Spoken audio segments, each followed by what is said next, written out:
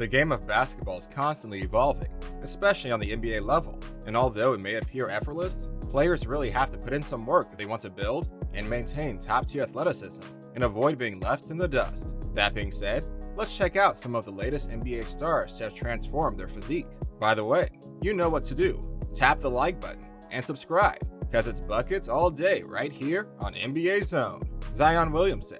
Zion Williamson is one of the most hyped NBA draft picks in recent years, having been selected first overall by the Pelicans in 2019. At 6'6", with a vertical leap of over 45 inches, Zion Williamson has incredible natural athletic ability. However, like other players, Williamson has at times been scrutinized for his apparent distance from peak physical condition. In 2021, Zion is showing up to prove the critics wrong. Reportedly, the youngster lost nearly 20 pounds during the quarantine, already a monstrous young athlete, destined to run rings around the defenders. Zion is now re-entering the league with an untold potential, having slimmed down, bulked up, and optimized his already astonishing physical skills. LaMelo Ball. LaMelo Ball has come a long way from the player we first discovered here on social media. The evolution starts with the early clips in middle school, when he was 5'5", but skipping forward to more familiar times, back when little freshman Melo was starting on that historic, undefeated Chino Hills Huskies team. He was running around 5'9" to 5'10", and he grew accordingly to around 6'2" his sophomore season, and was pushing 6'3" that summer at AAU. Of course, this is standard growth for any teenager, especially one with his genetics, but it wasn't until 2018 at 16 years old when Melo had his crazy growth spurt. At the beginning of the year, while playing ball in Lithuania, Melo was recorded at 6'4". He sprouted up to 6'6" that summer, winning the JBA League, and by the time he returned to the States and joined Spire, he was clearly the tallest brother, pushing 6'7" by the end of his senior year. However, when you see him, he looks even taller now. He was even said to have continued to grow throughout this time in Australia, so the general consensus is that LaMelo is 6'8" now, with the Ball family keeping tight-lipped about his measurements. Before the draft, one of Melo's personal trainers confirmed in an interview that LaMelo's official height is 6'7" and a quarter without shoes. But of course, basketball shoes add about an inch. What's interesting is that LaMelo's teammates and coaching staff have mentioned he was taller than expected. The scariest part is, if he's not there yet, he might be real soon, because LaMelo just turned 19 and is still likely growing. We saw his brother Jello grow in his 20s. Some say he's 6'7" now, and in recent pictures, Jello looks taller than Lonzo, who's between 6'6" to 6'7". But whether it's 6'7", 8, or 9, we got a serious problem right here. LaMelo continues to work hard and is consistently getting bigger and stronger. Plus, Melo can do it all, score on all three levels, and distribute at a world-class level. He's hungry, he loves the game, and he wants to be great. Melo Ball is the real deal.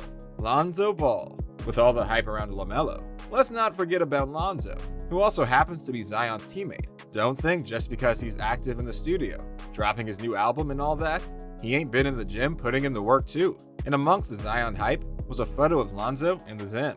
And bro looks like he's been back running the hills in Chino on LeVar's old school weightlifting plan. We've seen workout videos here and there, and he's been bulking up. Maybe Zoe took a page from Jello's book. Remember LeVar said years ago that once his boys grow into their bald body, there's going to be a serious problem. Well, that take seems as if it's right on schedule. Lonzo's in his 4th NBA season, and if you compare the boy we saw in LA to the man we see now in New Orleans, it's as if you're talking about a whole different beast. Lonzo's basketball IQ and playmaking ability have been elite since day one. Those are instincts that can't be taught or unlearned. But what were the 3 biggest concerns for Lonzo coming into the league? First was his jump shot. Everyone said that his unorthodox shooting form would prove to be problematic, and it did. Lonzo finished his rookie season as a historically bad shooter. His form compromised his shooting ability. Fast forward to now, and Lonzo is someone you don't even leave open on the perimeter. On the season, almost 40% from the perimeter on almost 7 attempts per game, particularly from the All-Star break onwards. It seems as if he was getting more and more comfortable, hitting those shots with more and more confidence at a higher and higher rate. Secondly, they said he wasn't going to be a good defender. That aged well, didn't it? Because Lonzo has been one of the NBA's best defensive guards since his rookie year. His natural instincts, willing to pick up the ball handler full court, and his overall team defense is top tier. And lastly, they said Zoe's gotta get better at attacking the basket and finishing around the rim. He's often too timid to go up and overly kicks out when driving, but him getting stronger is going to help his aspect of this game. At 6'6", with new muscle, he's going to have the advantage when attacking smaller guards, and his new frame will allow him to absorb contact and finish accordingly. The free throw shooting obviously still needs work too. That, I'm sure, is also huge as to why he's so hesitant to attack. But Lonzo has been showing us since coming into the league, he's willing to put in the work and turn his weaknesses into strengths. Bull. Remember, right before the official NBA restart, we got a glimpse into the potential of Manute Bol's son, Bull. During the preseason game to the NBA restart, Bull showed us what he was capable of doing and gave us a glimpse into his future. This was the first time we saw Bull in the Nuggets uniform, and the Denver Nuggets didn't opt to utilize him as much during the NBA playoffs, because that's not necessarily the greatest environment to unleash Bull, especially since he had just come back from injury. So as a result, his statistics didn't look anything special, because he only played 12 minutes per game for 7 games, averaging 5.7 points and 3 rebounds per game.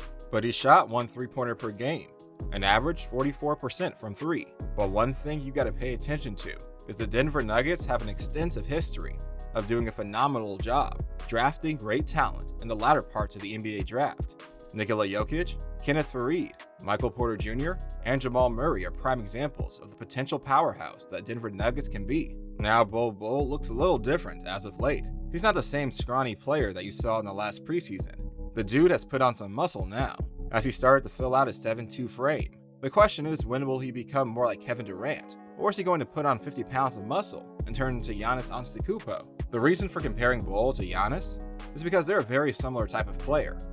From the moment they were drafted, it was well known that they were going to be a project, meaning they both came into the league with an incredible amount of raw talent. However, now Bull is really starting to harness his talent on both ends of the floor and can virtually play any position. He has a little bit more of a polished jump shot, not to mention a 7'8" wingspan. Bull averaged 21 points in college, shot 52% from the 3-point line and 56% from the field. His length would make up for the weight that he did not have at the time. And it's no secret that a lot of players bulk up once they hit the league. Those NBA diets, those NBA trainers, those NBA meal plans hit a little differently. Also, sometimes in college, Bull would block a shot, then go to the other end and knock down a contested 3. And guess what? He does the exact same thing in the NBA. A mobile big who can block shots at the NBA level has a massive potential. Bull is looking very athletic, and his transformation is immensely impressive. And of course, he's putting in the work. He'll no doubt be a nightmare for opposing teams to go up against. Cameron Johnson is a second-year forward for the Phoenix Suns. Drafted in 2019, he wasn't well known until recently. However, his transformation is quite inspiring. Cam Johnson grew up in Western Pennsylvania, which already made his draft hopes very unlikely because there's only 4 other players in history to be drafted out of Western Pennsylvania. And early in his high school career, it wasn't looking too good because his junior season, he was only 6'2", and he was not getting recruited whatsoever. But then fast forward to his senior season, when he had an insane growth spurt. He grew from 6'2" to 6'8", and he put up some terrific stats. He averaged 27.8 points a game, along with 8 rebounds and 5 assists. However, despite those pretty impressive stats, somehow he was not heavily recruited. But then all of a sudden, he was found by a guy known as Jamie Dixon, who was the head coach at Pitt University at the time, and he absolutely fell in love with Cam's game. The crazy thing is, Dixon was actually getting criticized for recruiting Cam. He said in an interview, "I knew he could shoot, and he could pass, but in the workout, he handled the ball better than I'd seen from him. I thought he was going to be a good player, obviously. Everybody can now say that they thought he was going to be an NBA player. I took a lot of abuse." Eventually, it was time for Johnson to make a decision on what college he was going to attend. The only offers he got were from places like Elon, Rice, Warford, and of course Pittsburgh, which he chose to attend. His college career started with being forced to redshirt his freshman year due to injury. In his sophomore year, when he came back from injury, he had a stellar season when he averaged 11.9 points per game while shooting at 42% during that season. The coaches absolutely fell in love with Cam. One of the assistant coaches at Pitt said in an interview, "I've always thought of Cam as a warrior. I've seen him play sick and through injury. His last game in the playoffs, he had pneumonia. We couldn't get him off the court. He's a good representative of Pittsburgh." Cam decided to leave Pitt University after he graduated with a degree in communications in 3 years. And after his journey at Pitt, he decided to transfer to UNC. However, his debut season with the UNC Tar Heels was hindered by injuries. He missed a total of 10 games, because he had to have surgery on a torn meniscus. And also, he was struggling with a knee injury. But when he played, he was very impressive. He averaged a total of 12.4 points a game, along with 4.7 rebounds during that season. Coming back for his senior season, he was an absolute beast. He averaged 17 points a game, along with 5.8 rebounds, while shooting 46% from 3. This dude was known to be the best shooter in the 2019 draft class. Not only did his shooting improve, but he was also improved on the defensive end of the floor. Not only that, but he was named the first team All-ACC. So after that, he decided to declare for the NBA draft. Cam ended up 11th pick by Minnesota, who traded him to Phoenix. His journey is absolutely insane. He wasn't even really recruited out of college. He was redshirted at Pitt, and then he sustained multiple injuries at North Carolina.